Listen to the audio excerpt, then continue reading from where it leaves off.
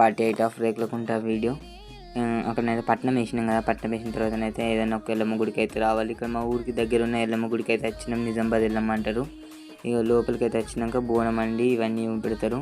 అక్కడనే మేకలు ఇట్లా కొత్త దాకా షెడ్ పెట్టినా కదా, అదైతే మేకలు అయితే కోసే షెడ్. ఇక్కడనైతే ఇది నిజామాబాద్ ఎల్లమ్మ తల్లి చూడండి. ఇంకా వేరే బ్లాగ్స్ అయితే వస్తాయి ఖచ్చితం. ఇక్కడనైతే అందరు పూజ చేస్తారు.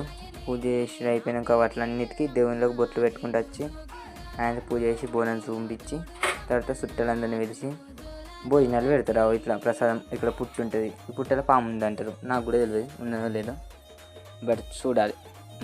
ఇక్కడ ప్రసాదం పెట్టి అక్కడ అయితే కొబ్బరికాయ కొడుతుంది.